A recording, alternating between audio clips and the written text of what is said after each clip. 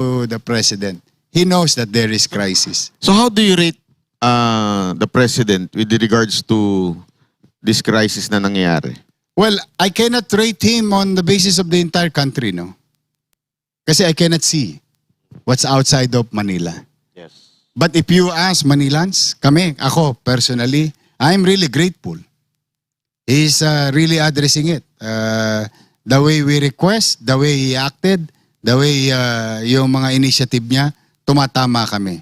Ito na naman tayo, Dada. Parokyal na naman ang dating ko. Kasi yun talaga eh. Hindi ko pwede pagsinungaling yun. Tapos na yung laban eh. Hindi, hindi ko pwede pagsinungaling yung isang bagay na natikman namin mga taga Maynila. Now, with Metro Manila, I don't know.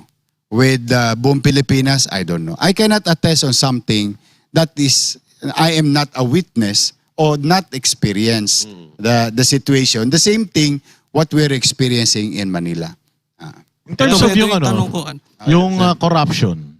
Kasi syempre sa Manila, okay yung Manila, no. Kaya lang syempre yung presidente ng Pilipinas, marami mga Pilipino outside Manila na nagsasabi na affected sila sa corruption na isinasangkot yung presidente. And we are sure mag-agree kayo dito na pati mga taga Maynila apektado rin doon. Ano ang stand nyo doon sa mga corruption issues na ibinabato sa presidente natin? Well, if there is one thing that I've been saying is that left and right cases are being filed. That's the way to do it. We are a country of laws, men of laws. We cannot put the law in our hands. And if I can assess what is happening at patungkol sa mga nag-aabuso at nag-abuso at walang politiko na matino na katanggap-tanggap yung ginawa ng ilang individual na siya namang napaila na ng mga kaso. And that's the way to do it. Now, that's the first part. We go after them. The second part is that like Vince Dizon, Secretary of DPWH, and other secretaries is now coming up with a new system. New system wherein wag na maulit to sa anak natin. So, Oli, sa'yo, sa anak mo, may anak ka na, di ba? Wag na maulit sa kanila to. Tama, tama. Now, we have an opportunity to do something today. We, today.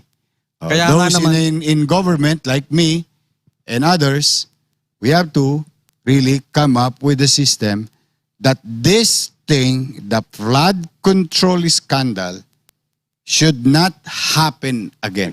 It may happen at some level of corruption. Baka may innovation eh. Uso nga yun, scam sa text eh, di ba? Nag-innovate na scammer ngayon. Ang budol ngayon, nasa text na eh, di ba? Nag-innovate eh. But itong, sobra naman kasi talagang hindi katanggap-tanggap. Dapat makagawa ng sistema. Now, again, to add up to those people who committed, di ba nag-hearing ngayon, Sandigan Bayan, Ombudsman, Korte, and so on. That's the way to do it. I think he's doing a good job about this, going after this. Now, ang tingin ko, ang inaasahan ngayon, hulaan ko lang naman to. Baka pa naghahanap ang taong bayan ng iba pang isda na dapat makalawit. Yung mapapanagot. In the way naintindihan ng tao na sa tingin nila sino pa ang naging kasapakat. Yung humawak sa kawali.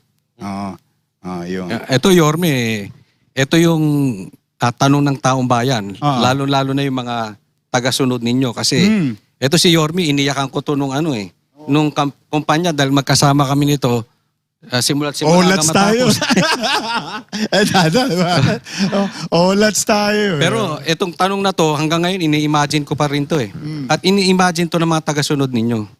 Kung ang nanalo ba ay si Yorme, ito bang problema natin ngayon sa ghost projects, flood control scandal, wala to.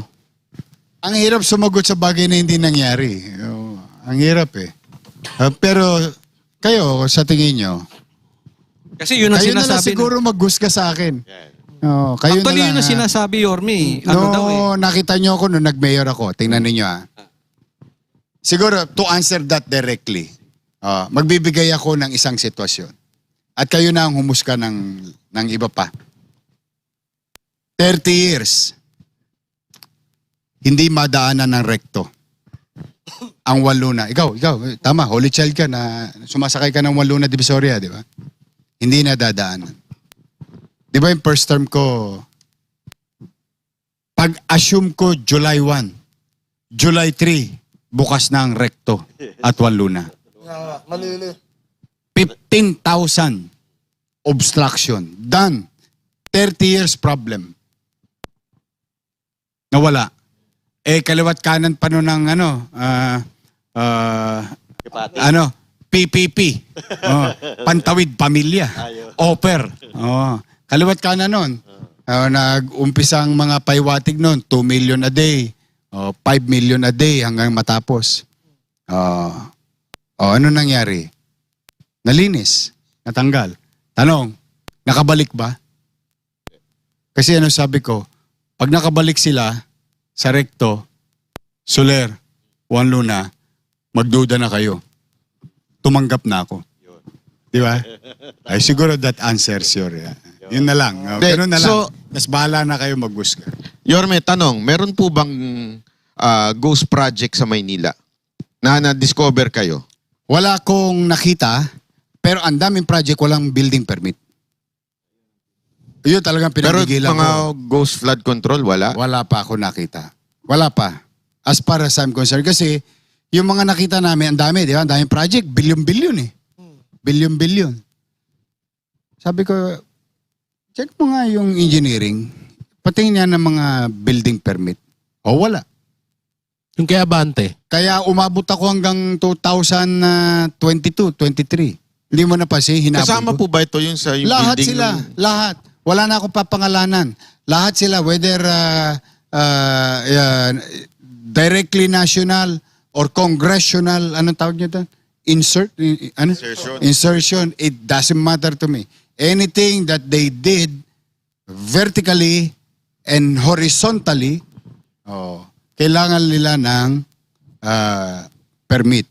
At dahil doon, kailangan nila magbayad ng contractor's tax. Hindi ko sila masawata. Doon sa ginawa nila. Di ba? Doon sa bagay na ginawa nila. And some of it, maapektuhan ng taong bayan. Saan ko sila nadali? Sa kilikili. Mas masakit yun. Biruin mo, nakasingil ka na, tapos na nahabol pa ng pamala.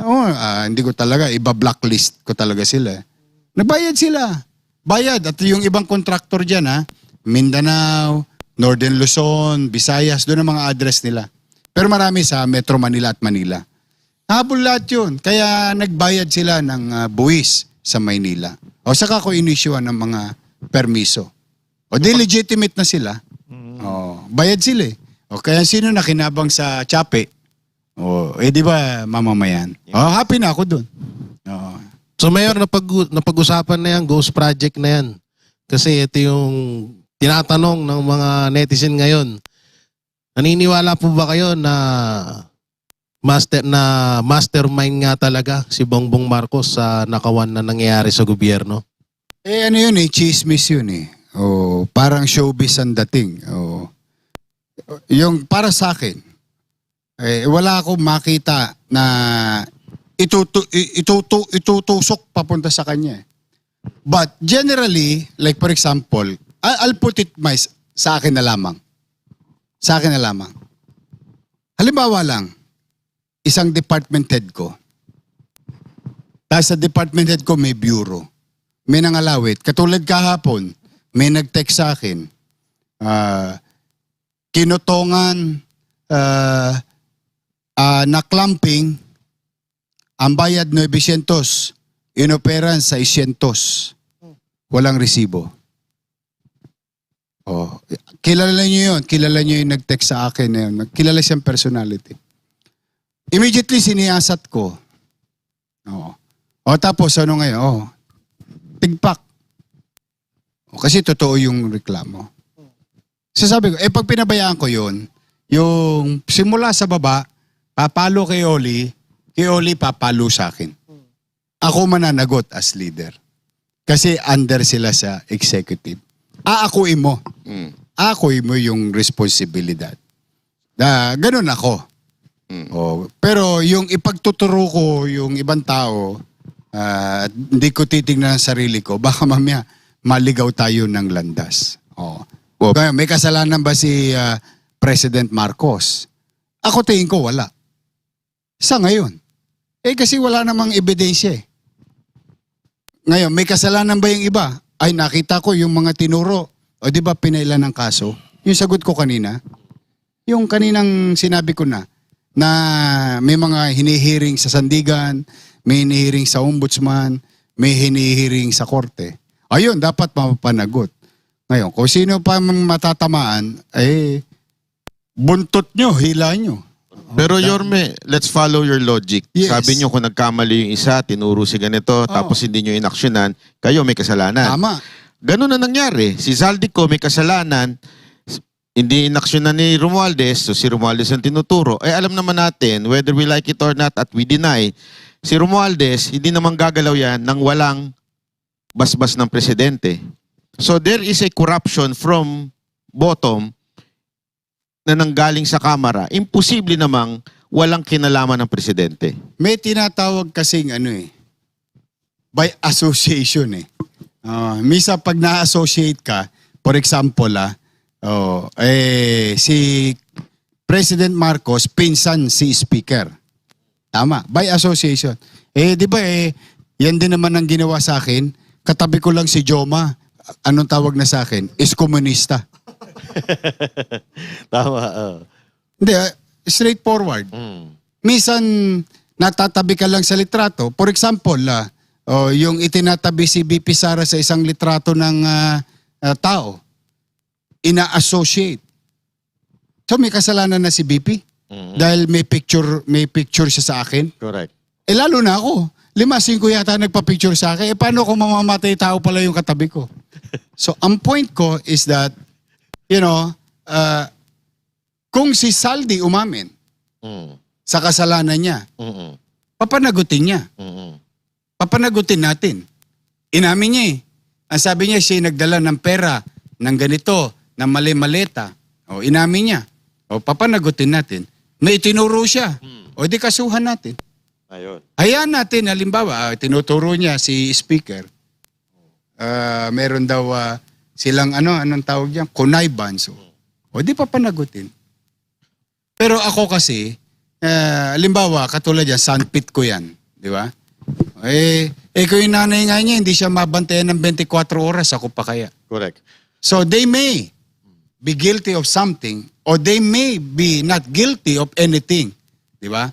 Pero pagka ang naging basehan kasi natin, chokaran, o kaibigan, o kakilala lamang, o kaya may kasalanan na siya, lahat na tayo dali.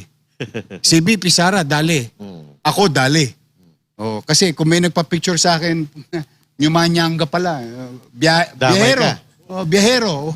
Di ba? Ang dami nun. Lalo na yung mga mainlander. Alam mo naman sa downtown. Kami madidistinguish namin sino Filipino-Chinese, sino mga mainlander. But we are public officials eh. Yes. Kaya ako talaga sa totoo, sa akin lang kung yun ay applicable kay President Marcos na maaaring may ginagawa yung iba na hindi niya alam. Minsan na-associate lang siya. Yeah? Ganun din naman yung kay BP Sara. Bakit natin sasabihin dahil lang sa may litrato?